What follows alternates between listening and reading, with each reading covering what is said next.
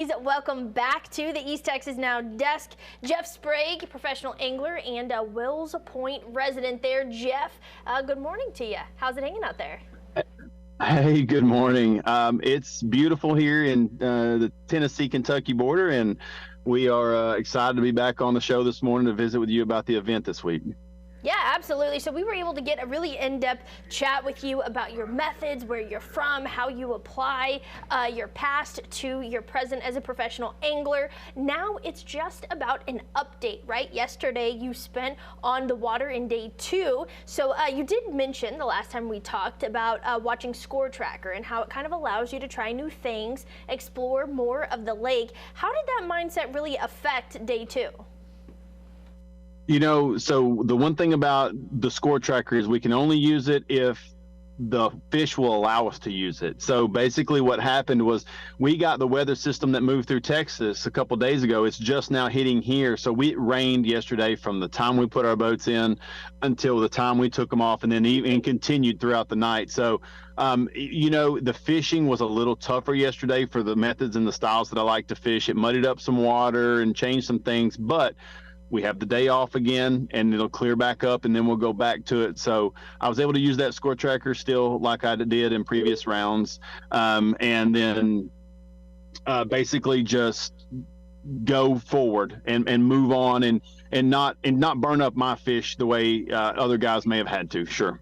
Yeah, absolutely. You mentioned you're moving forward, you're moving on. You did finish in the top 10. It advances you now to the knockout rounds, where the weight all starts back at 0. Everybody's on even footing yet again. Does that allow a sort of a mental reset for you? Like, did it, next level? Or does it put the stress back on because all that hard work, right back to 0, everybody's on the same level field? It goes both ways a little bit, because I was able to hopefully save some fish, and there were some guys out there that caught a bunch of bass, like you can see on the Score Tracker. I was able to lay up a little and just kind of mark some additional things that I want to fish in the next round. So it still worked to my advantage, absolutely. You mentioned a couple times now about fishing in the qualifying round, how hey, I made that marker, now I can lay off, I don't have to overdo it. How does that mindset shift now to the knockout rounds? From the knockout round to the championship rounds, we go from 20 to 10. So you've already done really well. You're getting paid well, and now it just kind of comes out and let's go swing for the fence and catch everything we can catch. Make it to that championship round where the money increases significantly, and so that's what you shoot for. And that's where we are this weekend, starting off. So we go tomorrow and see if we can't make the championship round with the top 10. I know that you don't necessarily try to look at the standings too much, right? You know where you qualify, and that's what you're trying to get to the next one. Is there specific anglers that you kind of use as a good comparison to you? Hey, okay, I need to be in this round. Okay, as long as I'm around this guy, then I think I'm in good place. Do you have specific people like that? I wouldn't say those exact things, but I would tell you that there are anglers that fish your style, just say a power fisherman like I do. And then there are anglers that are what we call scopers, and guys that are offshore, computer kids and computer guys that like to look at their screens. So we can kind of use those guys and say, hey, look, a guy that fishes similar to me caught them, or a guy that fishes similar to someone else is catching them. So we kind of know what he's doing, or possibly we have a really good indication that, hey, it's an offshore deal. Doesn't mean that you change your tactics and go do what they do. It just means that you know how that guy's catching them, and you know that he's not a threat. Like, he's not coming to your areas looking for your fish and things like that. Now that you have a second day under your belt moving into the knockout round, is there any kind of shift for you? Anything new that you're like, okay, this is what I need to more focus toward in order to maintain your success throughout the rest of the tournament?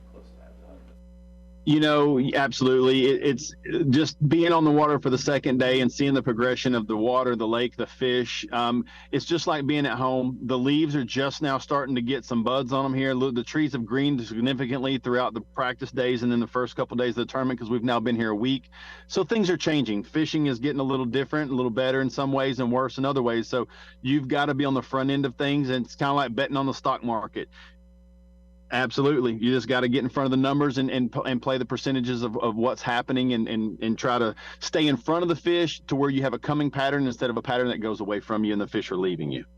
Yeah, now before we go, I know last time we chatted, you wanted to give a shout out to your mom, so I just wanted to let you have this opportunity to be able to give a shout out or talk to anyone back home that you feel like needs some extra loving.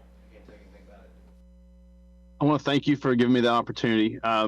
But I do want to share that my mom, she passed away yesterday morning. And so I'm sorry. Very hard, very unexpected.